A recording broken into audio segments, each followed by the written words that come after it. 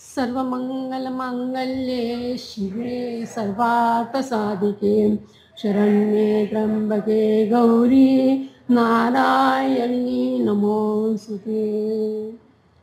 नवरात्र हा सण 9 दिवस आणि 9 रात्र साजरा करायचा असं नाही आहे. नवरात्र आलं की आपल्याकडे अंगात संचारतं, काय करू ना काय नाही. आपल्याकडे जास्ती करून स्त्रीवर काही राग मानू नका. 9 दिवसाचे 9 रंग ही खरी चुकीची कल्पना आहे. कोणत्याही धर्मामध्ये कोणत्याही शास्त्रामध्ये हे 9 रंग लिहिलेले नाहीत. मी स्पष्ट बोलते, राग मानू नका. आज समाज माध्यमामध्ये 10-12 वर्ष झाले हे रंगाचं इतकं फॅड झालेलं आहे. तुम्हाला वाटेल तुम्ही पण पिवळी साडी नेसली ना, असं नाही म्हणाल की नाही. मग तुम्ही तुमच्या जे मनात ते पण मला पण खटकलं. अरे परंतु त्या मी 9 आज पिवळा सांगितलं म्हणून नाही. आज दत्ताचा वार आहे. आज दत्ताचा वार आहे. दत्ताला पिवळी फुलं आवडतात, पिवळा रंग आवडतो म्हणून मी ती नेसली. आणि जर आज दुसरा रंग कोणता असतो तरी पण मी पिवळीच साडी नेसली असती बरं का. हे पण मी सांगते. काही गोष्टी आपण ज्या प्रथा पाडलेल्या चुकीच्या त्या आपण बदलायला पाहिजेत. आपण सुशिक्षित आहोत. आपण चुकीच्या मार्गाने आपणही नाही झाल्या पाहिजे, कारण का आपण सुशिक्षित आहोत, सुसंस्कृत आहोत. सुसंस्कृत मुळात मग हे सगळं मार्केटिंगचं बंड आहे हो. मार्केटिंग सगळं त्या रंगाचं त्याच्यावर घेतलं की बायका सगळं मॅचिंग बिचिंग घेतात, मार्केटिंग होते. त्याला आपण किती भुलायचं हो की नाही. किती भुलायचं हे आपल्या हातात आहे ना. दुनिया झुकती आहे, झुकाने वाला चाहिए. आणि बरोबर ना. धन्यवाद, तुम्ही टाळ्या वाजवल्या. दुनिया झुकती आहे, झुकाने वाला चाहिए. मग किती झुकायचं आणि कोणापुढे झुकायचं हे आपल्या, जसं आपण टी व्हीवरती मालिकांवरती आपण नावं ठेवतो, काय या मालिका आहेत, काय सिरियल आहेत, काय दाखवतात, पण रिमोट तुमच्या हातात आहे ना. रिमोट तुमच्या हातात आहे ना. कोणते कार्यक्रम बघा आणि कोणते बघायचे नाही हे आपल्या हातात आहे. तसंच कोणत्या रूढी परंपरा आपण जतन करायच्या आणि कोणत्या टाळायच्या हे पण आपल्या हातातच आहे. तसं नवरात्र हा सण फक्त फॅशनचा किंवा रंगांची दुनिया उधळण करण्याचा नाही आहे. तर 9 दिवस आणि 9 रात्र हे काय असतं मुख्य, तर ह्याच्यामध्ये त्या 9 दिवसामध्ये हे देवीचा संचार पदोपदी म्हणजे प्रत्येक ठिकाणी हा अतिशय प्रभावीपणे पसरलेला असतो. प्रत्येक दिवशी तिचं महत्त्व वेगवेगळं असतं. पहिल्या दिवशी कोणती देवी असते, तुम्ही पहिल्या दिवशी प्रवचन ऐकलं असेल. दुसऱ्या दिवशी कोणती असते ती पण तुम्ही ऐकलं प्रवचन. मी सांगायची गरज नाही. तुम्ही 1-1.5 तास ते ऐकलेलं आहे. मी कशा सांगू, म्हणजे माझं अज्ञान नको उघडवायला नाही का. तिसऱ्या दिवशी पण तुम्ही ऐकलं आहे, चौथ्या दिवशी आज तुम्ही थोड्या वेळाने ऐकणार आहात. परंतु हे जे आपले नवरात्रातले 9 दिवस आहेत, 9 देव्या आहेत, ह्या देव्या काय करतात, यांच्या अंगात जी शक्ती आहे ती शक्ती आपल्या अंगात असलेले त्रिगुणात्मक दोष आहेत. त्रिगुण दोष कोणते कोणते आपल्याला परिचित, सत्व, रज आणि तम. सात्विक गुण पण असतात, गुण असतात, त्याच्याबरोबर दुर्गुण पण असतात. ते दुर्गुण, त्या दुर्गुणांचा नाश करायचा कसा, हे स्त्रीच्या हातात जास्ती आहे. स्त्री ही शक्ती आहे. आपल्याला वाटेल की स्त्री ही शक्ती कशी म्हणता येईल, पुरुष तर बलवान असतात, ताकदीने बलवान असतात. परंतु स्त्रीमध्ये जास्ती ताकद कशी असते, तर ती मानसिक ताकद असते. तिचं मनोधैर्य खूप असतं. अहो एवढंच काय, प्रत्येकीने अनुभवलेलं आहे. स्त्री जेव्हा बाळाला जन्म देते तेव्हा तिचा पुनर्जन्म होतो. त्या काळात त्या वेदना पुरुष सहन करू शकेल का, नाही करणार. ती तेवढी ताकद, तेवढं आत्मबल ते स्त्रीमध्ये असतं. स्त्री जास्ती ताकदवान आहे, बलवान आहे. स्त्री शक्तीशिवाय पुरुष देखील अपूर्ण आहे.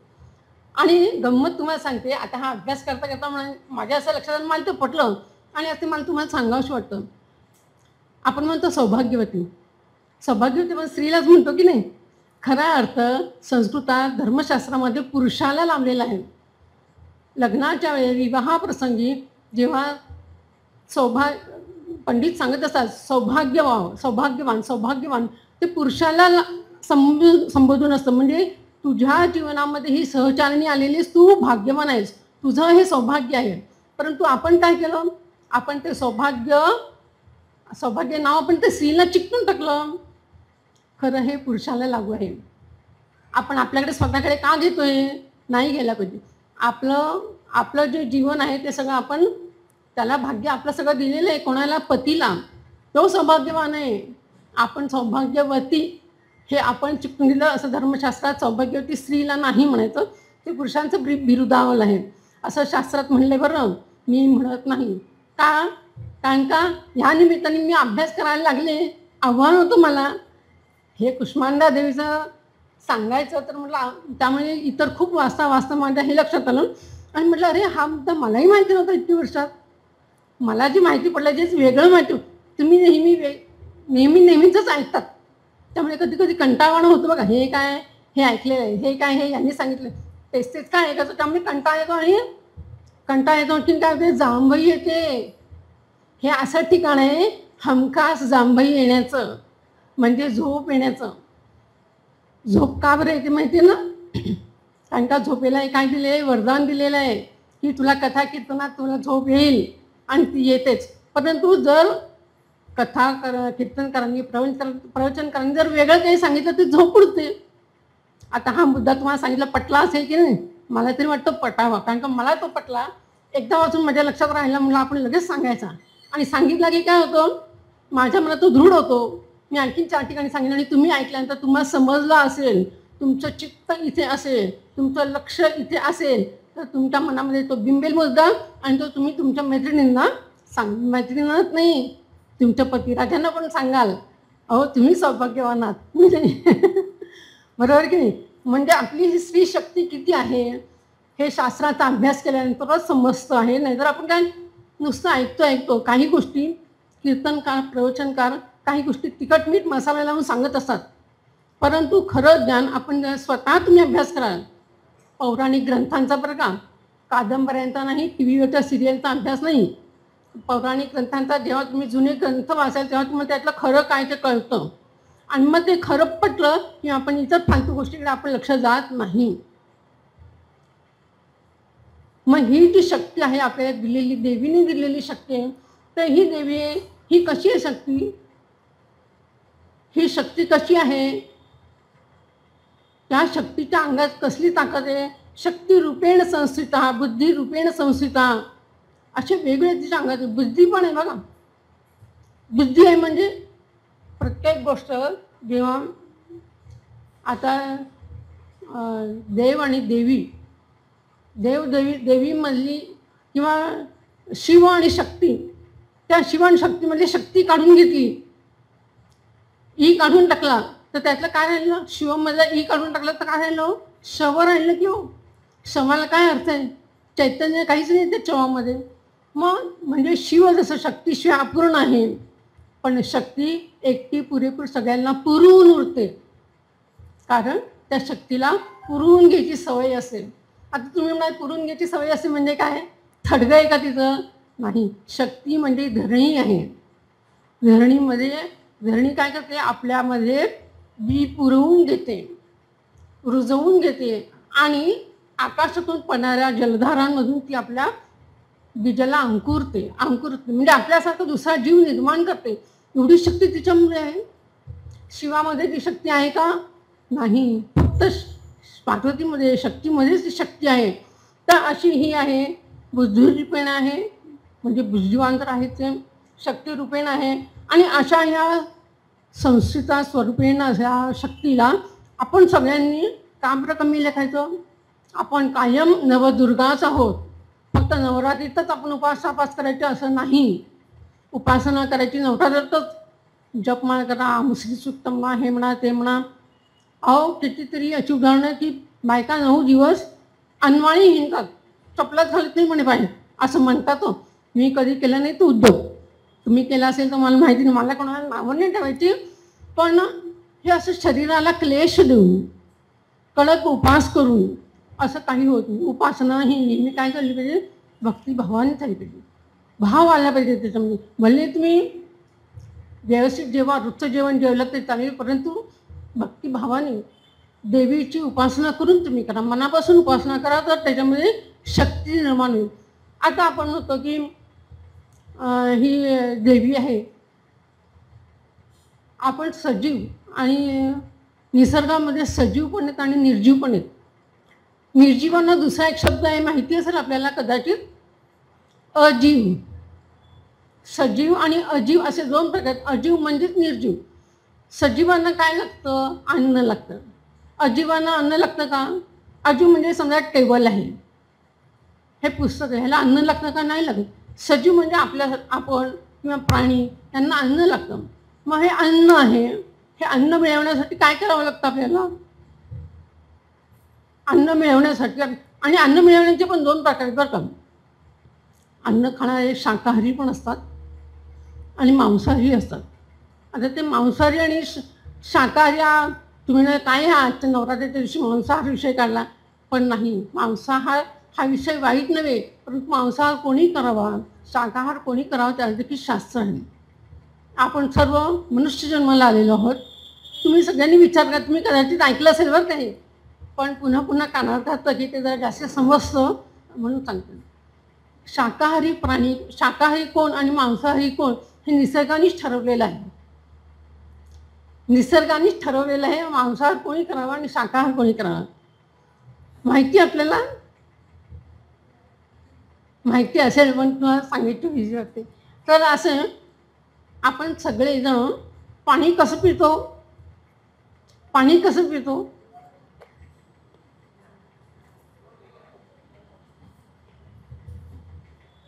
कसं पितो आता मी दाखवेन तुम्हाला प्रात्यक्षिक. पाणी कसं पितो? ओठाने पितो. ओठाने पितो की नाही? मांजर बघा, आपल्या घरात प्रत्येकाच्या तिकडे आजूबाजूला मांजर असतं, कुत्रं काय असं पाणी पितं का? कसं पाणी पितं? जिभेने जाऊन. म्हणजे जे प्राणी, जे सजीव जिभेने पाणी चाटतात असं ते सगळे मांसाहारी. फार महत्त्वाचा मुद्दा बरं का. जे प्राणी, जे सजीव जिभेने पाणी चाटून पितात त्यांना असं पाणी पिता येत नाही आपल्यासारखं, ते सगळे मांसाहारी. मग आपण कोण? शाकाहारी. किती छान उत्तर दिलं, समजलं, सगळ्यांना पटलं ना? आता प्रत्येकाने घरी गेल्यावर आपण कसं पाणी पितो त्याचा प्रयोग करून बघा. असं करून असू दे असू दे असू दे, पण एक आपल्याला समजायला पाहिजे नक्की आपण काय आहोत, शाकाहारी आहोत का मांसाहारी आहोत. आपल्याला कळायला पाहिजे. निसर्गानेच आपली रचना शाकाहाराची केलेली आहे. बरं, शाकाहारी आहे मग आपण आपल्याला जे अन्न पाहिजे असतं ते अन्न आपल्याकडे येतं का आपण अन्नाकडे जातो? आपण जातो अन्नाकडे शोधायला. वनस्पती सजीव आहेत. त्या वनस्पती काय करतात, त्यांची मुळं पाणी शोषून घेतात खाली जमिनीतून आणि पानं वरून आकाशातून हवा शोषून घेतात. म्हणजे सजीव आपलं अन्न शोधून घेतात आणि निर्जीव काय करतात, त्यांना अन्नाची गरजच नाही आहे. मग आपण अन्न शोधायचं म्हणलं तर आपल्याला काय लागतं? अन्न आपले पाहिजे. बा मला आता ह्या वयात नाही, समजा तरुणपणी मला वाटतं की आपल्याला खूप काय काही करायचं आहे, मोठं व्हायचं आहे, मला मोठा ब्लॉक पाहिजे, अमुक पाहिजे. त्यासाठी मी चांगली नोकरी केली पाहिजे, चांगली नोकरी करता चांगलं शिक्षण पाहिजे आणि या उद्देशाने मी शिकत पण गेले बरं का, आणि नोकरी पण छान छान व्यवस्थित सगळं झालं. परंतु माझं लक्ष कुठे होतं? जास्तीत जास्त चांगलं जीवनमान, राहणीमान वाढावं. मी आज डोंबिवलीला राहते. डोंबिवलीला मला असं वाटतं मला आपण ठाण्याला राहायला पाहिजे, ठाण्याला तसं आपण दादरला राहायला पाहिजे. म्हणजे असं आपल्याला लाईफस्टाईल वाढवायची आपली उत्सुकता असते, आपलं लक्ष असतं. मग अन्न मिळवणं हे देखील आपली मानवाचं एक लक्ष होतं. लक्ष म्हणजे काय? लक्ष म्हणजे टार्गेट नव्हे. लक्ष म्हणजे तुम्हाला वाटेल इंग्रजी सांगितलं की कळतं, हो हल्ली मराठीत सांगून कळत नाही. लक्ष म्हणजे 1,00,000 नव्हे. लक्ष म्हणजे लक्ष. ज्याप्रमाणे आता परत मी 4 दिवसांपूर्वी एक दृष्टांत ऐकला माझ्या जाऊबाईंचा, की त्यांचं तुमच्याकडे पहिल्या दिवशी प्रवचन झालेलं, अस्मिता ताई, त्या माझ्या जाऊबाई. तर त्यांनी सांगितलेला किस्सा म्हणजे मला फार आवडला. त्यांचं पुण्याला कीर्तन होतं, ते मी यूट्यूबवरती बघितलं. त्यांचं लक्ष कसं असावं. आपली आजी किंवा आपल्या पिढीची आई देखील किंवा आजी देखील ती जसं सुईतून दोरा ओवताना, त्या सुईमध्ये दोरा ओवताना किती लक्षपूर्वक एक चित्त करून ती सुई ओवते, त्याला म्हणतात लक्ष. ते लक्ष एक इकडे तिकडे बघून ती सुईमध्ये दोरा जाईल का? ते लक्ष असं पाहिजे की एक क्षण ते लक्ष तसं गेलं पाहिजे की तो दोरा त्या सुईमधून गेलाच पाहिजे, त्याला म्हणतात लक्ष. आणि आपलं लक्ष कुठे?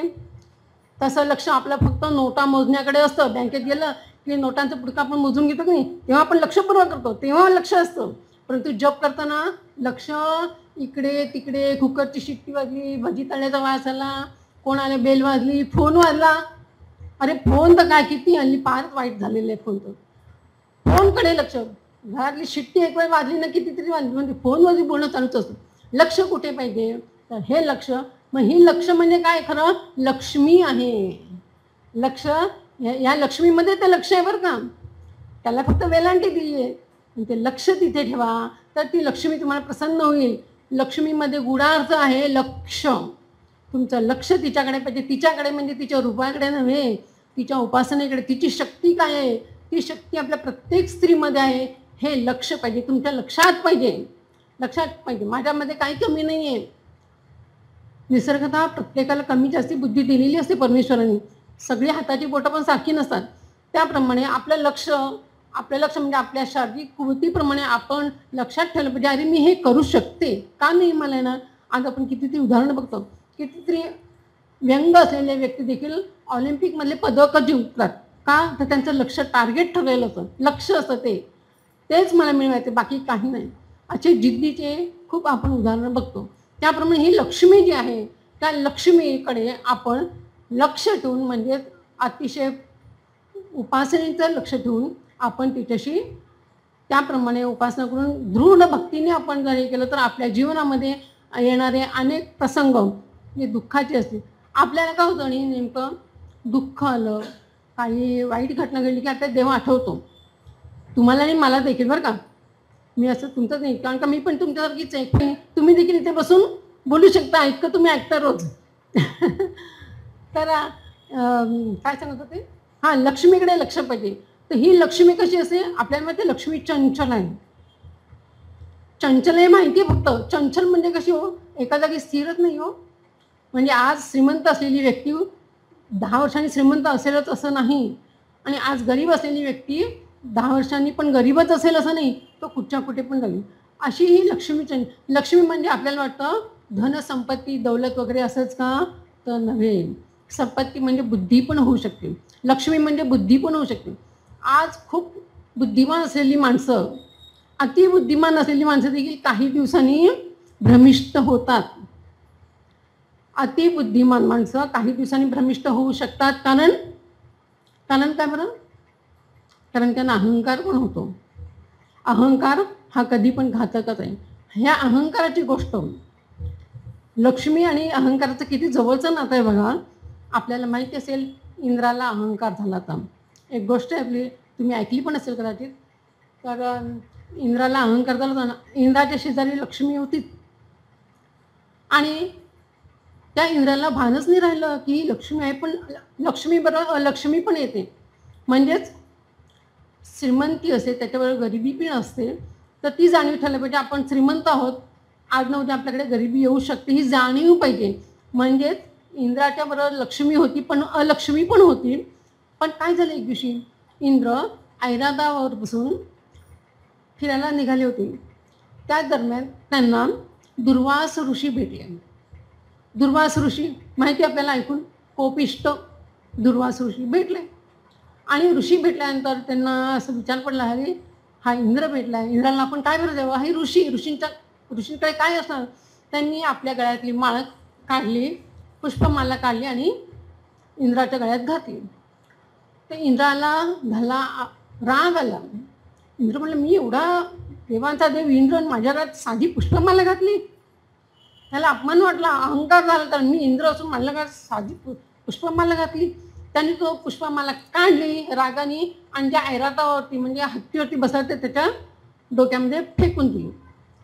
तो हत्तीच, तो काय माणूस आहे, त्याने काय काही वेद काही पठ्यन केलेलं नाही आहे.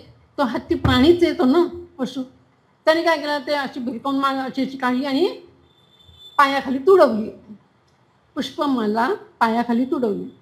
आता लक्ष्मीला राग आला, अरे मला जी प्रिय फुलं आहेत, लक्ष्मी किंवा कोणत्याही नवरात्रातल्या देवीला कोणतीही फुलं आवडतात बरं का.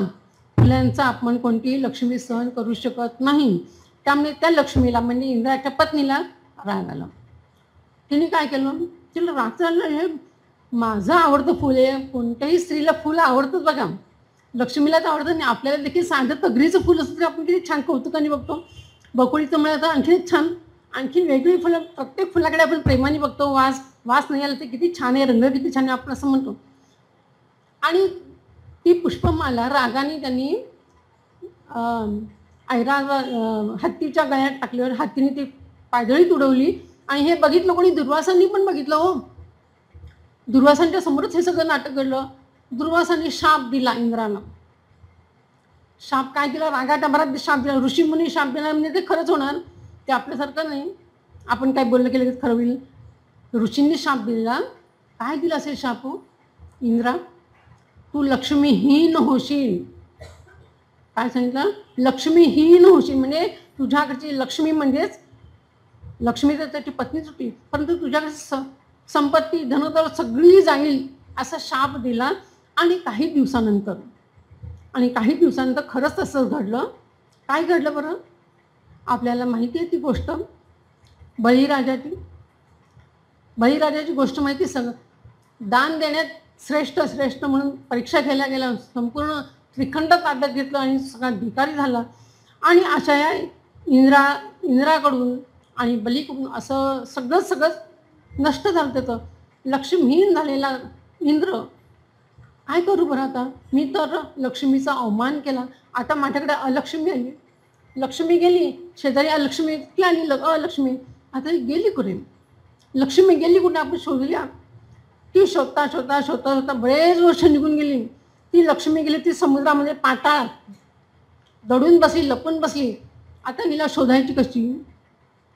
ते मध्ये बरेच युग गेली. नंतर ते समुद्र मंथन झाले की नाही, त्या समुद्र मंथनातून एक रत्न निघाली, त्याच्यात ती लक्ष्मी आली. ती लक्ष्मी कोणाला मिळाली ते देखील भांडण झालं. त्या अप्सरांनी काय केलं ते सगळं माहिती तुम्हाला. मग अशा या लक्ष्मीचा म्हणजे फुलांचा अपमान, कोणत्याही फुलाचा अपमान कधीही करू नये. कोणतं फूल कधी कुठे चढेल माहिती नाही. आज एखादं फूल इथे देवापुढे चालेल, तर उद्या दुसरं फूल आणखी कुठेतरी चढेल, कुठेही आपल्याला सगळ्यांना कल्पना आहे.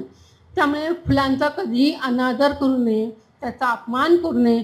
फुलाचा अपमान हा लक्ष्मीचा अपमान आहे. कारण लक्ष्मीला कोणतंही फूल प्रिय असतं. कोणतंही अगदी रानातलं जे फुल असतं ते देखील छोटी फुलं असतात बघा, पण तो विषारी असतात.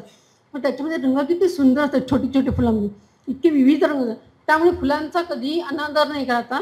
फुलं नेहमी जपून निर्माल्य झालं तरी त्याचं आदरपूर्वक त्याचं विसर्जन करावं असं शास्त्रात सांगितलेलं आहे. हे मी जे सांगते सगळं शास्त्राचं सांगते, बरं माझ्या मनाचं काही नाही, एवढी मी मोठी नाही. मी 4 पुस्तकं वाचून जे काय थोडंफार मला कळलं ते मी आपल्यापुढे सांगण्याचा प्रयत्न करते. तुम्हाला किती पटतंय तर तुमचा प्रश्न आहे बरं का. जर आवडलं तर मला नक्की सांगा की तुम्ही चांगलं सांगितलं म्हणून. तर अशा या नवरात्रामध्ये आपण वेगवेगळ्या दिवशी वेगवेगळ्या रंग म्हणा, वेगवेगळ्या रंगाची फुलं देखील वाहतो. वेगवेगळ्या जास्ती करून झेंडूची फुलं वापरतात बघा, जास्त करून झेंडूच्या माळ्या वापरतात. का बरं? कारण त्या झेंडू हे फुल लवकर सुकत नाही. ते 4-5 दिवस ताजट पवनने राहतं आणि ते दिसायला पण छान दिसतं, असं गोंडेशीच दिसतं. आणि असा योगायोग आहे की ती फुलं जरी 9 दिवस राहिली तरी पहिल्या माळेला देखील तेवढाच सुगंध असतो की जेवढा 9व्या माळेला देखील सुगंध असतो. तो सुगंध कायम टिकलेला असतो. एवढंच काय, प्रत्येक फुलाचा सुगंध. आपण बकुळीचीच फुलं सुकलेली देखील आपण हुंकतो, सुकली असली तरी. चाफ्याची फुलं म्हणजे फुलांचा वास किंवा फुलांचा जो हे आहे अस्तित्व आहे ते लक्ष्मीशी जोडलेलं आहे. आता लक्ष्मीशी आणखी कोण जोडलेलं आहे? फुलं तर आहेत थोडी. लक्ष्मीशी कोण जोडलेलं? पाणी. लक्ष्मी म्हणजे पाणी बरं का, लक्ष्मी म्हणजे पाणी देखील. आता पाण्याशी कोण जोडलेलं आहे सांगा बरं? हत्ती पाण्याशी. आता खूप जोरात पाऊस येणार असेल किंवा दुष्काळ जिथे असेल, पाणी कुठे सापडेल हा अंदाज कोणाला असतो माहिती आहे का? सर्वात जुनी हत्तीण असेल, म्हातारी हत्तीण, तिला सगळ्यात अंदाज असतो. ती हत्तीण बरोबर पाण्याचा शोध घेत असते. म्हातारी म्हणजे अनुभवी म्हणायचं बरं का, त्याला मला म्हणायचं म्हातारी म्हणजे अनुभवी जी असेल तिला बरोबर माहिती असतं की पाणी कुठे मिळेल.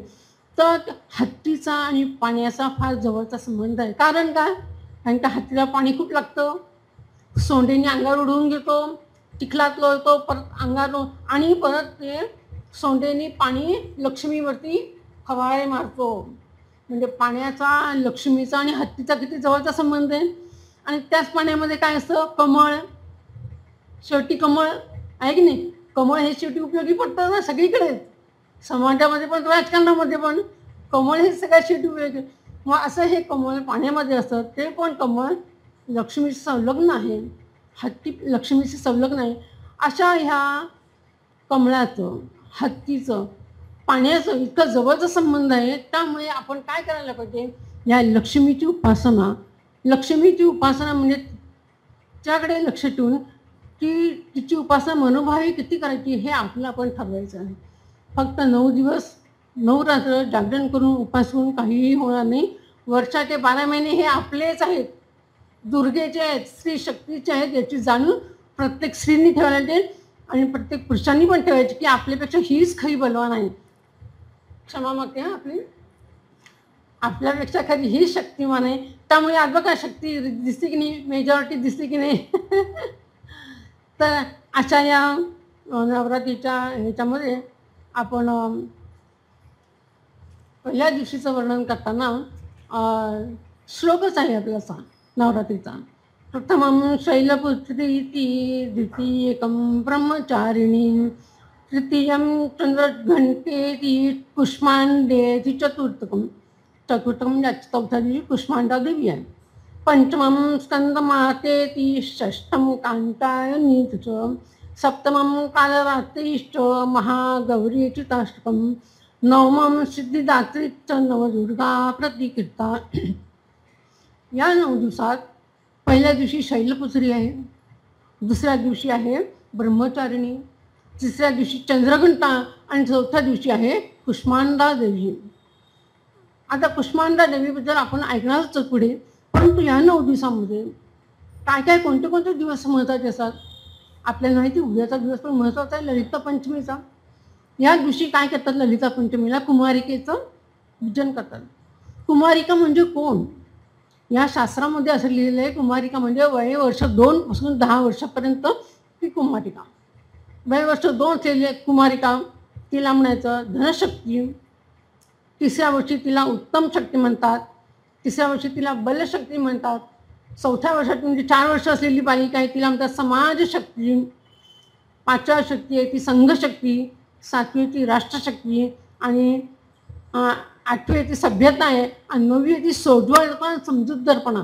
का बरं सोज्वळता आणि समजूतदारपणा म्हटलेलं आहे, कारण ती 10 वर्षाची झाली की तिला काही गोष्टी समजू लागतात, घरातल्या बाहेरच्या समाजातल्या. एवढंच काय, आता तो विषय इथे घेण्याचं कारण नाही, परंतु 10व्या वर्षी म्हणल्याचं मला क्लिक झालं की हा पण विषय घ्यायला. आपल्यामध्ये इंग्रजीमध्ये म्हणतात गुड टच बॅड टच, म्हणजे सुखद स्पर्श आणि दुःखद स्पर्श हा त्या वेळेत मुलींना कळावा लागतो. असं नाही की 10व्याच वर्षी कळतो असं. हा स्पर्श लहान मुलींना देखील हल्ली कळायला लागलेला आहे असं शास्त्र सांगतं, विज्ञान सांगतं. पूर्वी एवढं अवखळ असायच्या मुली, म्हणून पूर्वीचा हा उल्लेख आहे की 10व्या वर्षापासून मुलीला हे सगळं कळतं. परंतु आजकाल पुढे गेलेले सगळे शास्त्र आणि नाही त्या वयामध्ये नाही ते मुलं मुली काही बघत असतात मोबाईलवरती वगैरे, त्यामुळे त्यांना ते सगळे टच बॅड टच कोणते गुड टच कोणते सगळे त्यांना कळायला लागलेलं आहे. त्यामुळे ही गोष्ट ह्याच्यात सांगितली, परंतु आज मी तिला, तुम्ही पण अनुभवत असाल, तुमचे नातवंड असेल किंवा कोणी असेल घरात नाती वगैरे, तर त्यांना देखील काही गोष्टी लहानपणीच समजलेल्या. तर ह्या 10 वर्षापर्यंत ती कुमारिका असेल, ते कुमारिका पूजन हे उद्याच्या दिवशी करतात ललिता पंचमीला. तसं प्रत्येक दिवसाचं वेगवेगळं महत्त्व आहे. तर ते महत्त्व जे आहे त्या दिवशी महत्त्व का करायचं, तुम्ही म्हणाल की ललिता पंचमीला कुमारिकाचं पूजन आज का नाही करायचं, आज केलं तर काय बिघडेल, काही बिघडत नाही. परंतु त्या दिवशी त्या देवीचं वास्तव्य शक्ती त्या परिसरामध्ये असते म्हणून. तर मग गणपती आपण भाद्रपदातच का आणतो, रोजच आपल्या घरी गणपती असतो, चतुर्थीला असतो, मग भाद्रपदातच आपण त्याची यथासांग पूजा का करतो, कारण त्या विशिष्ट दिवशी त्या देवतेचं अधिष्ठान असतं, तिची शक्ती जागृत असते, तिची उपासना केल्यानंतर ती लवकरात लवकर प्रसन्न होण्याचे चान्सेस शक्यता असते, म्हणून ते करायचं. आपल्यालाही वाटतं अरे मलाच वेळ नाही ना ललिता पंचमीचं करायला, मग मी माझ्या रविवारी सबडीने केलं चालेल का. आपल्या शेजारीच ते लहान मुलगी, तिला बोलवते रविवारी मला सुट्टी आहे, असं नाही. भले त्या दिवशी उशिरा काय ऑफिसमधून आल्यानंतर संध्याकाळी तुम्हाला वेळ असेल त्या दिवशी तुम्ही करा, पण त्या दिवसाचं ते महत्त्व ते केलंच पाहिजे. तर त्याच्यामध्ये जी तुमचं भावभक्ती आहे त्याचं फळ तुम्हाला मिळू शकतं. ते केव्हाही सवडीने करून चालत नाही. सवडीने करून आजकाल करतात नाही का, सवडीने मंगळागौरी मंगळवारी करायची, ते नाही सुट्ट्या मिळत नाही, मग रविवारी करायची, हॉल मिळत नाही, मग हॉल मिळेल त्या ह्याला काय अर्थ नाही. लग्न मुहूर्त असो 11:50चा, लग्न लागतं 12ला 1ला वगैरे काय, म्हणजे मुहूर्त असा जे दिवस असतात त्या दिवशी ते केलं तर ते फलदायी जास्ती होतं, हा उद्देश असतो. त्यामुळे शक्यतो पाळायचा प्रयत्न करावा असं आहे ना. म्हणजे या नवरात्रीमध्ये तुमची जी स्त्री शक्ती आपणच हट्ट करायचा ना, बरं जाऊ दे सुनबी तुला नाही वेळ ना, मग नको करू पुढच्या रविवारी कर, असं नाही. आपणच हट्ट केला ना तर ते संस्कार जे आहेत ते बिंबवतो. एक जी सुट्टी घे, विदाऊट पे रजा घे, विदाऊट पे म्हणजे विना वेतन. हा जर हल्ली आय टीमध्ये मुली कामं करतात त्यामुळे त्यांचे पगार पण खूप असतात. एक दिवसाचा पगार बुडवायचा म्हणजे त्यांचे खूप नुकसान होतं. होऊ दे नुकसान गेलं तर, पण ही संस्कृती जपली पाहिजे. एक दिवसाने काही फरक पडत नाही, आपले संस्कार झाले पाहिजेत. सगळं हे जे आहे ना आपल्या संस्कृती आणि संस्कारावरतीच अवलंबून आहे, ते आपल्याच हातात जपण्याचं आहे. आणि बायकांनी आपल्या स्त्री शक्तीने जर हट्ट केला की नाही मला असंच करायचं, कोणत्याही पुरुषाची हिंमत होणार नाही स्त्रीच्या पुढे बोलायची. हे मी सांगते बरं का, आणि सांगते त्याप्रमाणे तुम्ही वागलात ना तर खरोखर त्याचं पण. आणि असं नाही आता तुम्ही आमचं काय राहिलं होतं, आमचं झालं सगळं, आता सुनांच्या हाती दिला संसार, सगळ्या सुनांच्या हाती होत आहे की नाही, झालं आहे की नाही. प्रत्येकीच्या बाबतीत असं होतं. माझ्या बाबतीत अजून घडायचं आहे त्यामुळे मी असं अजून सून यायची. पण ठीक आहे, सून असू नये तर मुलगी असू दे, जर आपण हट्टाने काही गोष्टी स्वीकारल्या आणि जबरदस्तीने करून घेतल्या तर त्यांच्या मनावरती त्यांच्या मुलांमध्ये पण त्या संस्कार लादू शकतील, हा सांगायचा उद्देश आहे. तर आपण मूळ मुद्दा आपला जो आहे, आपली चौथी माळ जी आहे की नाही, तुम्ही उत्सुक असाल ना कुष्मांडा देवीबद्दल ऐकायला, तर तुम्ही ना की काय हे बाकीचं सगळं सांगत बसल्या. अरे पण रामायण महाभारत किंवा गीता वगैरे सांगायला खूप मोठं आहे, ते छोटं करून सांगता येतं. ही स्टोरी छोटी आहे, ती मोठी किती कळेल असं आहे ते. असून तर ही जी आहे कुष्मांडा देवी, त्या कुष्मांडा देवीबद्दल जे एक श्लोक आहे, तो श्लोक असा आहे: सुरा संपूर्ण कलशम रुधिरालुप्तमेव च ददानां हस्तपद्माभ्यां कुष्मांडा शब्दास्तु मे. सुरा संपूर्ण कलशम, सुरा संपूर्ण कलशम, सुरासम म्हणजे अमृताने भरलेला पूर्ण कलश आहे. ही कुष्मांडा देवी जी आहे ही काय आहे, अमृताने भरलेला संपूर्ण भरलेला कलश आहे. अर्धा नाही तो कलश. कलश म्हणजे कलश. आता कलशावरून आठवण झाली, आता बघा एक सांगायला लागलं की मी जे काही वाचलेलं असतं ते मला अचानक आठवतं होतं. मी असं ठरवून नव्हते आली की आपण हे बोलायचं.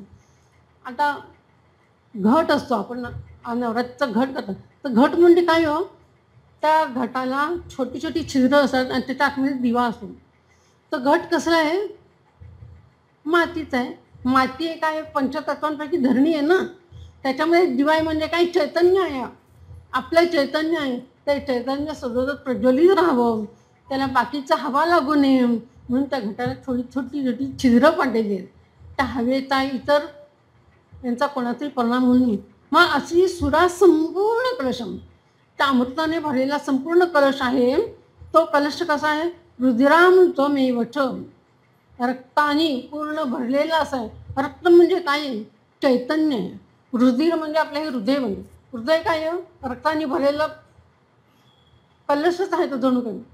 ते देवीचं म्हणजे अमृत भरलेला कलश जणू काय आपलं हृदय, आणि त्याच्यामध्ये आपलं सगळं रक्त भरलेलं असं आहे. रक्त म्हणजे चैतन्य आहे, शक्ती आहे, ताकद आहे.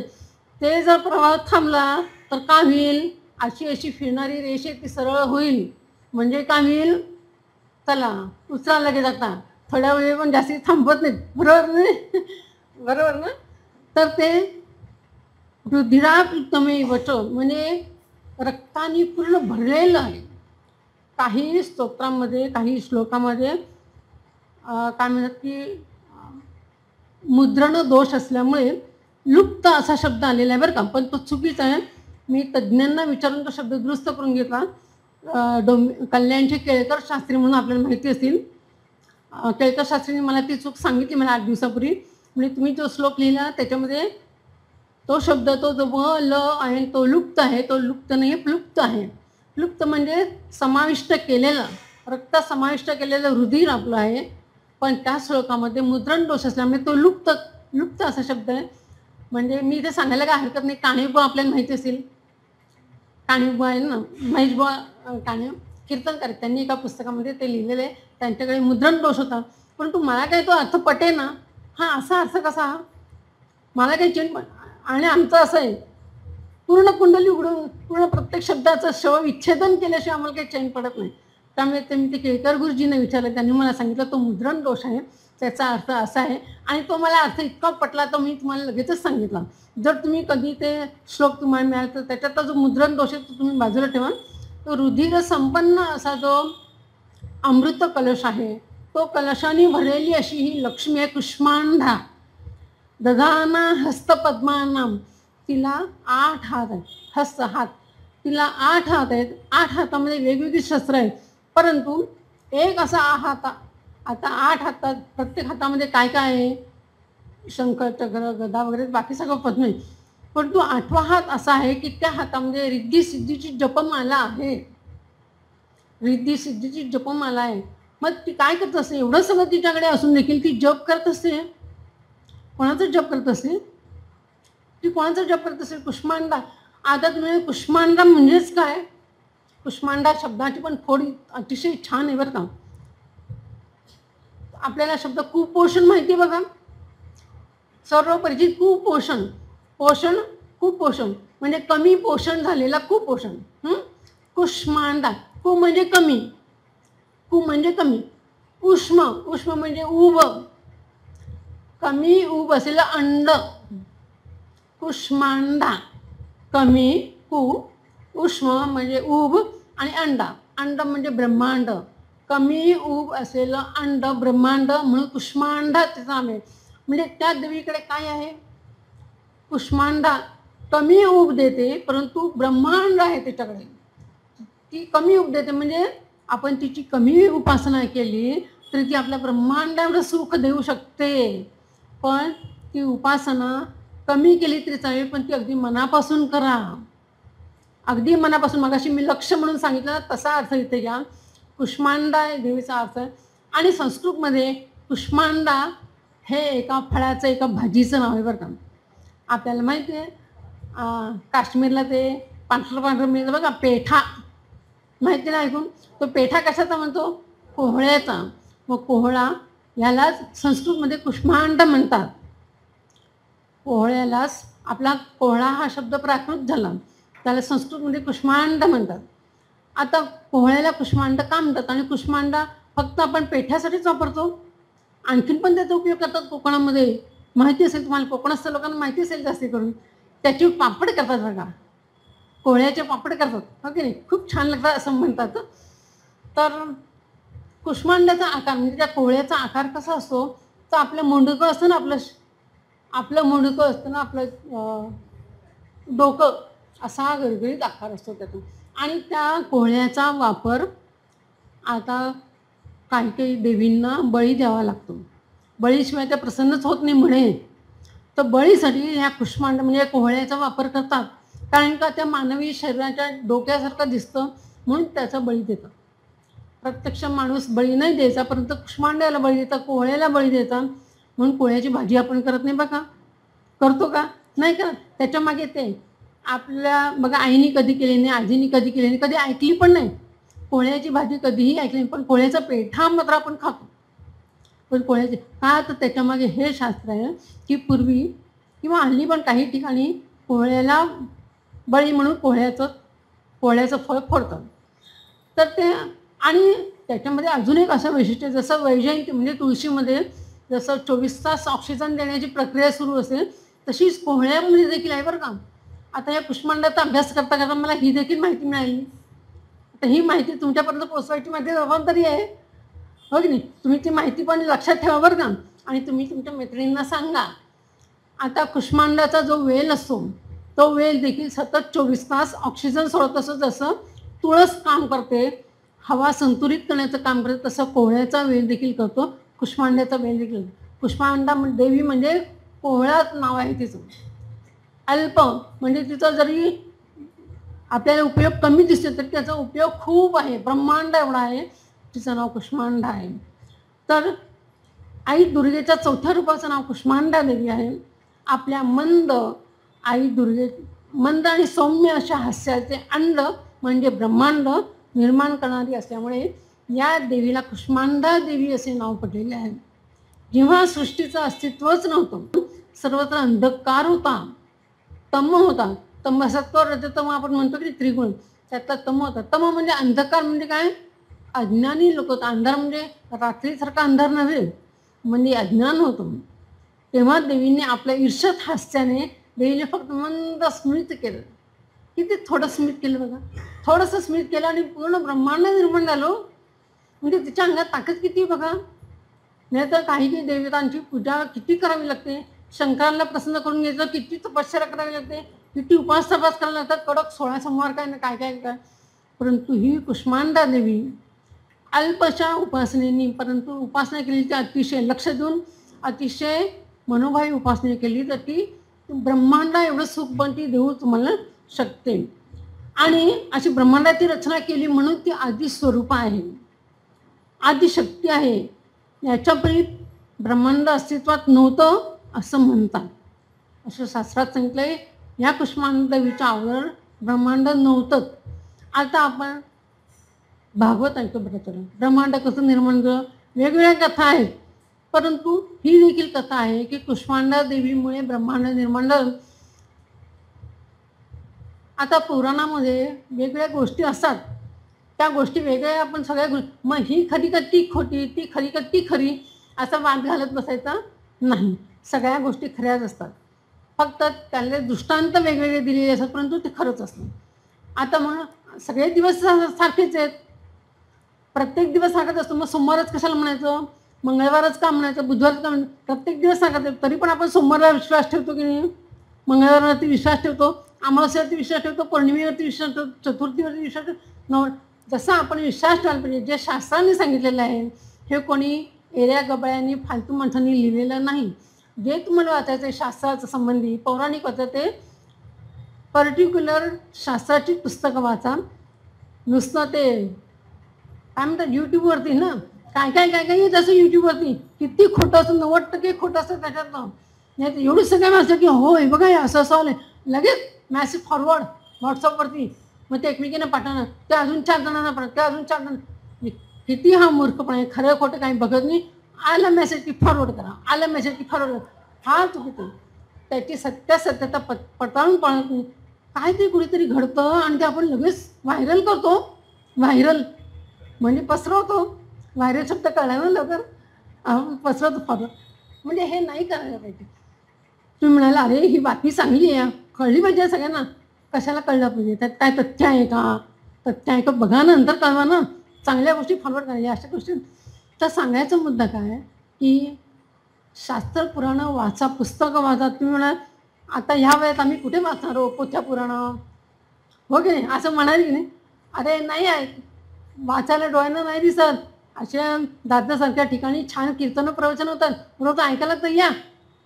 भले 1 तास तुम्ही ऐकलं नाही, 10 मिनिटं ऐकलात, मध्ये झोप काढली तरी चालेल, मध्ये झोप काढली तरी चालेल, पण तुमच्या कर्णेंद्रियामध्ये ते घुसेल, आतमध्ये शिरेल. 10 मिनिटं ऐकलं त्यातलं 1 मिनिटं तुमच्या मनाला पडलं तरी पुष्कळ. ते व्हॉट्सअप बघण्यापेक्षा इथे येऊन आणि किती चांगली सोय आहे तुमच्या दादरला. डोंबिवलीला पण आहे बरं का, रोज कीर्तन असतं डोंबिवलीला आमच्या गणेश मंदिरामध्ये, रोज काही ना काहीतरी कुठे. पण दादरसारखं ठिकाण मात्र मला कुठे नाही दिसलं बरं. पुण्याला पण आहे काय पण नारद मंदिर, पण तू दादरसारखे प्रोग्राम कुठेच होत नाही. म्हणजे मी इथे शिक्षण घेतलेलं आहे कीर्तनाचं, मी रोज इथे बघायची. किती श्रोतवर्ग तुमच्यासारखा, म्हणजे आम्हाला वाटायचं की अरे तुम्ही रोज किती छान छान कीर्तन ऐकता, आख्यान ऐकता, तुम्हीच खरं इथे बसून कीर्तन करायला पाहिजे, प्रवचन करायला पाहिजे, असं आम्हाला वाटायचं बघा तेव्हा. पण अजूनही वाटतं अरे माझ्यापुढे प्रेक्षक आहे, ऐकणारा श्रोते आहे, तो रोजच ऐकतोय, मी काय त्याला नवीन सांगणार. मला नवीनच सांगायचं आहे, कुष्मांडा देवी सांगायची. कधी कोणी ऐकली होती बघ कुष्मांडा देवी, हे प्रामाणिकपणे सांगायचं. कोणी ऐकली असेल तर हो म्हणून सांगा, नसेल ऐकली तू पहिल्यांदा सांगितलं त्यामुळे मला क्रेडिट आहे, त्याला माझे कळतात. म्हणजे हे छोटी गोष्ट, परंतु तिच्यामध्ये मला काय मान मसाला भरावा लागतो आणि सांगावं लागतं. तर अशी ही कुष्मांडा देवी आहे. ब्रह्मांडातील सर्व वस्तू आणि प्राणी ज्याच्यामध्ये जे तेज आपल्याला दिसतं ते तेज या कुष्मांडा देवीची छाया आहे. छाया आहे बरं का, खरी नाही आहे ती. छायामध्ये आणि प्रत्यक्ष देवीमध्ये फरक आहे. छाया काय करते? छाया फक्त प्रतिरूप असते, प्रत्यक्ष देवी वेगळी असते. हे सगळं आपण बघतो ना, ती तिची छाया आहे, प्रत्यक्ष वेगळी आहे. प्रत्यक्ष तिच्याकडे जायचं असेल तर आजच्या दिवशी तिची उपासना अशी मन लावून करा की ती आपल्या ती प्रसन्न झालीच पाहिजे. प्रसन्न झालीच पाहिजे म्हणजे धन दौलत मिळायला पाहिजे असं नव्हे. आपण खूप श्रीमंत झालं पाहिजे, आपल्याला 4 दागिने मिळाले पाहिजे, दागिन्यामध्ये सौख्य असतं असं नाही. मनःशांती. हे बघा, खूप श्रीमंत माणूस पण जेवतो आणि गरीब माणूस पण जेवतो, परंतु श्रीमंत एवढा श्रीमंत माणूस असला तरी रोज तो श्रीखंड पोळी जिलेबी खाऊ शकत नाही. त्याला मीठ भाकरीच लागते, देखील साध्या ताटातच लागते. तो काय सोन्याच्या ताटात नाही जेवणार. त्याला जेवताना भाकरी कसली लागते? धान्याचीच लागते ना. तर धान्य येतो कुठून? शेतकऱ्याचं धान्य, तो देखील भातसाठी भाकरी खातो. श्रीमंत माणूस पण जी चपाती किंवा काय खातो ते देखील शेतातून येतं. म्हणजे कुठून? मातीतूनच येतं ना, मातीतूनच येतं की नाही. मग ती माती म्हणजेच काय आहे? हा घट आहे. हा जो घट आहे ही म्हणजे मातीच आहे. तिथेच आपण पुजलं पाहिजे. म्हणजे धरणी म्हणजे पंच जे प्राण आहेत, हे पंचमहाभूत आहेत, पृथ्वी धरणी आकाश तेज. त्याच्याशी आपण एक जीव झाला पाहिजे, त्याची उपासना केली पाहिजे. म्हणजे धरणी मातेशी आपण कृतज्ञ झालं पाहिजे, हे थोडक्यात सांगायचं आहे. म्हणजे कुष्मांडा देवी मला तर कोहळा म्हणजे फळाशी आपण वनस्पतीशी संलग्न राहिलं पाहिजे. वनस्पती काय करतात आणि आपण काय करतो, आपल्यामध्ये काय फरक आणि वनस्पतीमध्ये काय फरक आहे? वनस्पती एका जागी असले तरी त्यांचं पोषण होतं आहे. ते अन्न शोधतात जमिनीतून आणि पानं आणि आपण अन्नाच्या मागे धावतो. अन्न आपल्याकडे येतं का धावत? सजीवाला अन्न धावत कोणाकडेच येत नाही. तुम्ही म्हणा लहान मुलांना नाही का आपण भरवतो, खा खा खा, ते लहान आहे म्हणून भरवतो. पण त्यानंतर कळाकी भूक लागली आणि आईजवळ नसेल तर ते रडतं आणि जिथे खायला मिळेल तिकडे धावत जातं, हो की नाही. मग शेजारीने ते धावत, का रे मला भूक लागली का? हो. आई कुठे गेली? आई अजून आली नाही ऑफिसमधून. मग ह्या खाऊ का? म्हणजे काय? हा धावत गेला त्या अन्नाकडे, त्या भुकेकडे. म्हणजे मनुष्य जीवाला अन्नाकडे धावत जावं लागतं. अन्न म्हणजेच लक्ष्मी आहे. लक्ष्मी म्हणजे काय? लक्ष आहे. तिथे माणसाचं लक्ष असतं. लक्ष असतं म्हणजे तिथेच तेच आपल्याला पाहिजे. किती माणूस किती उपास तपास केला तरी भूक ही लागतेच हो. किती कडक उपास करा, भूक ही लागणारच आहे. म्हणजे आपण तिकडेच लक्ष जाणार आहे आपलं. ते लक्ष जाणार म्हणजे लक्ष्मीकडे लक्ष जाणार आहे.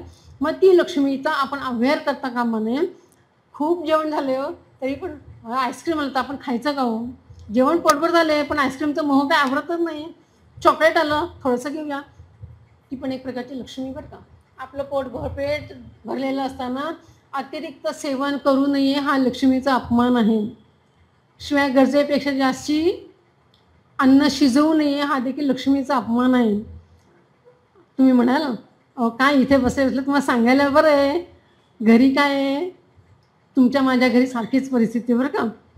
जरी घरी 4 माणसं असली तरी आपल्याकडे अन्न थोडंसं उरतं की नाही. थोडंफार एखादी पोळी, थोडासा वरण भात भाजी उरतं. दुसऱ्या दिवशी आपणच शिळं खातो की नाही. का? कारण की ती लक्ष्मी आहे, टाकायचं नाही. मग घरातली माणसं म्हणतात तू जास्ती करतेसच कशाला, कमी कर ना.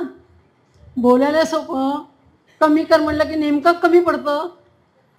नेमकं ऐकायला कोणीतरी येतं, कमी पडतं. म्हणजे आलेल्या माणसाला न देणं किंवा घरातली लक्ष्मी उपाशी राहणं, हा देखील लक्ष्मीचा अपमान आहे. म्हणजे दोन्हीकडून गोची कोणाची होते तर आपलीच होते, स्त्रियांचीच गोची होते. कमी करावं तर आपल्यालाच उपाशी राहावं लागतं. शेवटी काय मग कुठेतरी डबे शोधायचे, दूध पोहे खा नाही तर एखादं थालपीठ लावून का, शेवटी आपल्याला म्हणजे शेवटी मेळ घालावा लागतो. हे आपल्या नारी शक्तीला. ही नारी शक्ती पण ती कधी कुरकुर करत नाही बरं का. कधीही नारी कुरकुर करत नाही की मला अन्न कमी पडलं किंवा तुमची बहीण आली मला अमकं करावं लागलं, काही म्हणत नाही. बिचाऱ्या सगळ्या माता भगिनींना माझा नमस्कार आहे. सगळ्या तुम्ही तशाच आहात, मी देखील तशीच आहे. त्यामुळे आपल्यावरून जग ओळखावं, हो की घरोघरी त्याचप्रमाणे. आणि हे पण सगळे पुरुष म्हणजे सगळे समजावून घेतो, सगळे समजावून घेतात, मला माहिती आहे. काय करणार बिचारे, हो की नाही. पदरात पडले पवित्र झाले पदरात पडले पवित्र झाले की असू दे. तर नवरात्राच्या या 4थ्या दिवशी कुष्मांडा देवीची उपासना केली जाते आणि या दिवशी साधकाचे मन अनाहत चक्रामध्ये स्थिर होते. आता योगविद्येमध्ये चक्र असतात बघा, वेगवेगळे चक्र असतात. त्याच्यात अनाहत चक्र त्याच्यामध्ये स्थिर होतं. आजच्या दिवशी जर उपासना आराधना केली तर ते आराधना चक्रामध्ये स्थित होतं. त्यामुळे या दिवशी अत्यंत पवित्र मनाने, पवित्र चित्ताने, शांत मनाने कुष्मांडा देवीचे स्वरूप मनात ठेवून, आता तुम्ही म्हणाल आपण हिच्याकडे बघितलं आपल्याला एकच रूप दिसतं, परंतु आजच्या चौथ्या दिवशी मी तुम्हाला कुष्मांडा देवीचं महत्त्व सांगितलं की नाही. मग आपल्या डोळ्यासमोर आणा की अष्टभुजाती आहे, वेगवेगळ्या हातात वेगवेगळी आयुध आहे, पण एका हातात 8व्या हातात जपमाळ आहे रिद्धी सिद्धीची. रिद्धी सिद्धी म्हणजे तिला जे पाहिजे ते ती करतच राहणार. आता जप करत राहिलो आपण, जप करतो म्हणजे आपण सतत नामस्मरण करत होतो. मग अशी आपण जप केलं ना, एक म्हणून नामस्मरण केलं म्हणजे मला जे ध्येय गाठायचं आहे, मला जे लक्ष गाठायचं आहे त्याचा आपण सतत ध्यास घेतला पाहिजे. तो जर ध्यास घेतला तरच आपल्याला यश मिळतं. इथं ध्यास घेतला नाही तर यश मिळणार नाही. हां, करायचं आहे ना, बघू मला काय चौथ्या दिवशी ते प्रवचन करायचं ना, जाऊ दे त्या दिवशी मी वाचीन ना पुस्तकं. आता काय करायचं 15 दिवसामध्ये नाही, मला करायचं म्हणजे मला 100 मार्काचा मी अभ्यास केला तर इथे 40 मार्काला मी पास होईन, नाहीतर काय उपयोग, बरोबर ना. म्हणजे आमचे गुरुजी आम्हाला सांगायचे, म्हणजे आम्हाला ते उपासनी मला सांगायचे की तुम्हाला कोल्ह्याची शिकार करायची आहे ना, वाघाच्या शिकारची तयारी करून जा, तर तुम्ही कोल्ह्याची शिकार करा, नाहीतर माझी येते. असे म्हणजे तयारी ही जास्ती करावी लागते. तर तिची उपासना केल्यामुळे दुःखरूप असणारा आपला संसार आहे की जो दुःखरूप आहे, संसार हा कधी सुखरूप नसतोच, दुःखरूपच असतो. तुम्हाला वाटतं की माझी शेजारी किती सुखी आहे, तिला सगळं आहे, तिचं सगळं व्यवस्थित होतं, पण असं काही तिची दुःख वेगळी असतात. प्रत्येकाची दुःख वेगळी असतात. प्रत्येकाला वाटतं की आपलाच संसार दुःखरूप आहे, असं नाही. प्रत्येकाचा संसारात काही ना काहीतरी दुःख आहे आणि हे दुःखरूप संसार सुखरूप होण्यासाठी, म्हणजे आनंददायी होण्यासाठी, चित्ताला समाधान देण्यासाठी या कुष्मांडा देवीची अल्प उपासना जरी केली तरी ती अल्प उपासनेत प्रसन्न होणारी अशी कुष्मांडा देवी आहे. चौथ्या दिवसाची उद्याची वेगळी, रोज रोज वेगवेगळी उपासना करायची बरं का. नाही तर आजची केली सोडून दिला असं नाही. उद्या ललिता पंचमीची काय केलं आणि तिच्या उपासनेमुळे हा भवसागर आहे तो सहजपणे आपल्याला पार करता येईल. भवसागरचं वेगळं सांगायची काही गरजच नाही हो. उलट तुम्हीच मला वेगवेगळं सांगू शकाल. इतकं तुम्ही रोज मला तुमचं खरंच कौतुक वाटतं.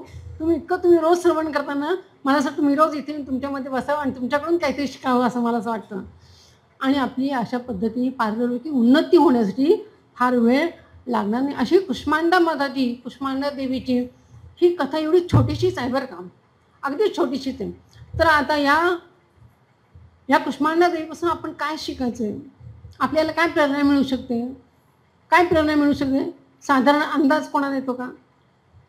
काही सांगा, तुमच्या मनात चुकलं असेल तर तरी. कुष्मांडा देवीपासून आपण काय प्रेरणा घ्यायची? कुष्मांडा देवीच्या हातात वेगवेगळी आयुधं आहेतच, वेगवेगळी आयुध आहेत, पण एका हाताची रिद्धी सिद्धीची जपमाळ आहे ना, ती फार महत्त्वाची आहे. ती मात्र लक्षात ठेवण्यासारखी आहे. बाकी सगळं विसरा. तुम्ही कलश विसरा, पद्म विसरा, बाण विसरा, सगळं विसरा, पण एक गोष्ट 8व्या हातात तिने ठेवलेली आहे, ती रिद्धी सिद्धीची जपमाळ. रिद्धी आणि सिद्धी ह्या काय आहेत? रिद्धी सिद्धी आपल्या काय आहेत? देवताचेच एक प्रकार. मग त्या देवतांचं स्मरण करून म्हणजे त्यांचे जप करायचं, म्हणजे आपल्याला काय सिद्ध करायचं आहे, आपल्याला काय सिद्ध, आपल्या मनुष्य देहाला आपल्याला सिद्ध काय करायचं आहे, काय सिद्ध करायचं आहे, आपल्याला सिद्ध काय करायचं आहे. तुम्ही झालं आता सगळं, आता काय करायचं सिद्ध, आता गेल्या मसनात, असं पण हो की नाही, येतं की नाही मनामध्ये, हसण्यासारख्या गोष्ट नाही, असं येतं. आता काय 50 उलटली, आता काय राहिलं आहे जीवनामध्ये, झालं सगळं. पण असं नाही. परंतु आपल्या जीवनामध्ये ध्येय काय आहे, आतापर्यंत जे झालं गेलं ते झालं, आपल्या हातात नव्हतं ते होऊन गेलं. परंतु आजच्याही पुढे आपल्याला काय हवं आहे, तर आपल्याला चांगलं मरण यावं, वाईट वाटून घेऊ नका.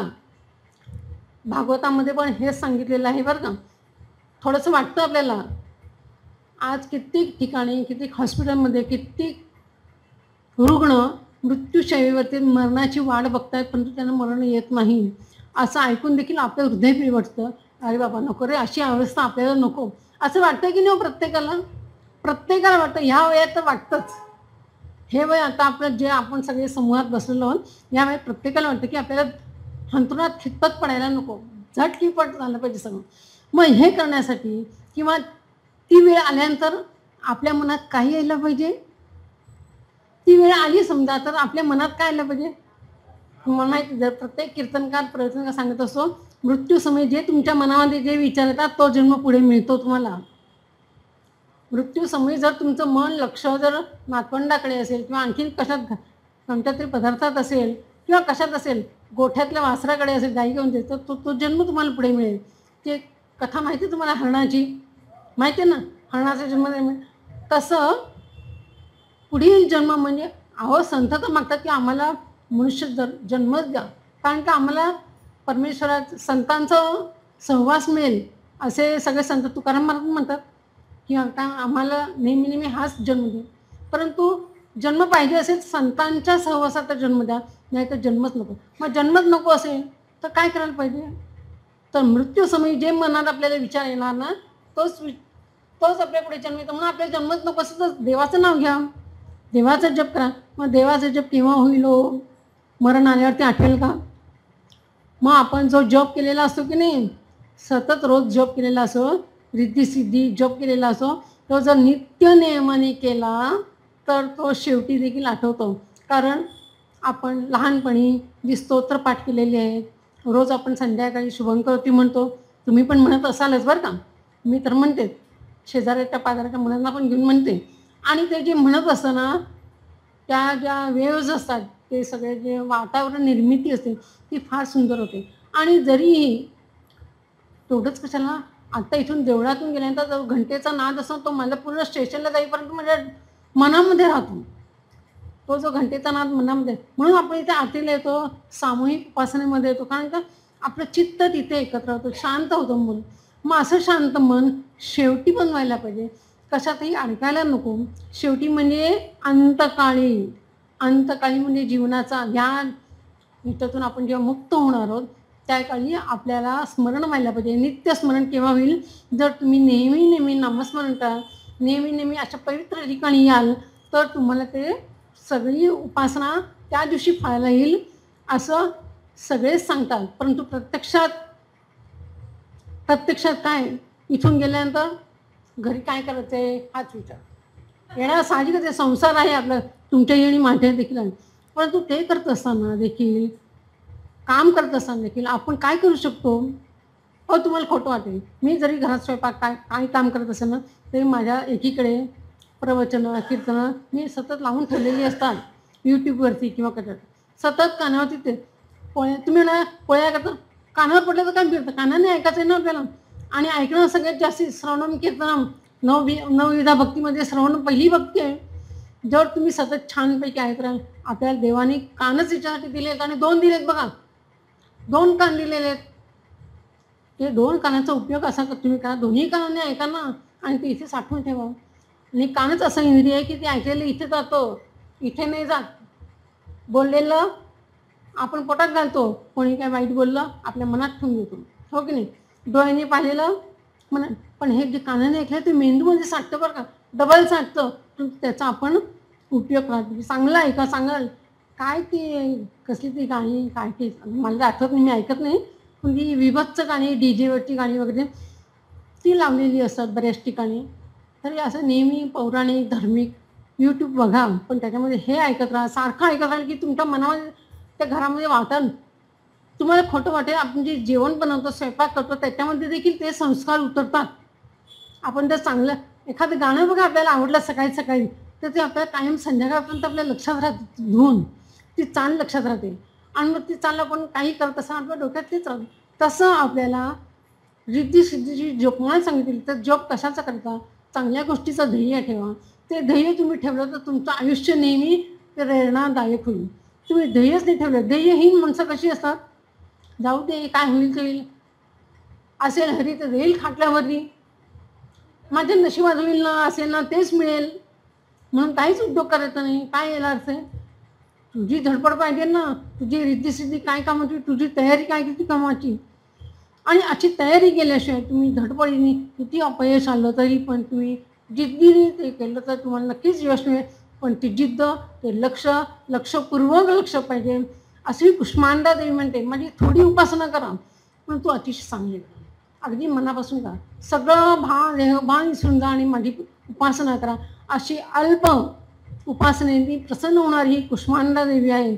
आता ही कुष्मांडा देवी लौकिक आणि पारलौकिक उन्नती करायला पण मदत करते. लौकिक आणि पारलौकिक. लौकिक म्हणजे हा सध्याचा जो आपला आहे हा लौकिक, आणि पारलौकिक म्हणजे नंतरचं जीवन, पुढचा जन्म काय मिळतो, कुठे मिळतो, कोणाशी, त्याची देखील आपल्याला उन्नती व्हायला मदत होते. अशी देवीची उपासना आपण नित्य केली पाहिजे. नित्य म्हणजे काय बरं? नित्य म्हणजे सतत 24 तास नाही की करायची. नित्य म्हणजे नेहमी ठराविक वेळी तुम्ही म्हणा हो मी सकाळी 8 वाजता ठरवते, पण 8 वाजता माझ्या घरातलंच आवरत नाही, मुलं उठत नाही, त्यांचा डबा करायचा 8. पण जेव्हा तुम्ही कराल तेव्हा नित्य ठराविक वेळी त्या ठराविक ते करायचं, त्याशिवाय पुढचं काही करायचं नाही. याला म्हणायचं नित्य नेम. आपण काय तो चातुर्मासाला नित्यनेम करतात किंवा श्रावणात नित्यनेम करतात, परंतु असं नाही. ही गोष्ट नित्य नेमाने उपासना केली तर त्याचा फायदा निश्चितच होणार. असं कुष्मांडा देवीच्या 4थ्या दिवसाचं महत्त्व आहे बरं का. आता हे महत्त्व आपल्याला किती पटलं आहे आणि पटलं नसेल तर ते जास्त अभ्यास करायची मी तुम्हाला आव्हान देते. तुम्ही जास्त अभ्यास करा. तुम्ही जास्त अभ्यास करून तुम्ही आणखीन अभ्यास करा, आणखीन कुठे कोणाला सांगताल सांगा. परंतु माझ्या माहितीप्रमाणे देवी कवच म्हणून एवढा ग्रंथ आहे, त्या ग्रंथामध्ये फारच अल्प माहिती आहे. ही तरी माहिती मी दुसरीकडून बरीच मिळवली. आपल्या पार्ल्याला राहणारे परांजपे म्हणून आहेत, अविनाश परांजपे म्हणून कीर्तनकार आहेत. तर त्यांनी मला माहिती थोडीशी पुरवली. त्या ग्रंथातूनच फोटो काढला आणि मला त्यांनी पाठवलं आणि म्हटलं एवढीशीच माहिती 4 ओळीचीच.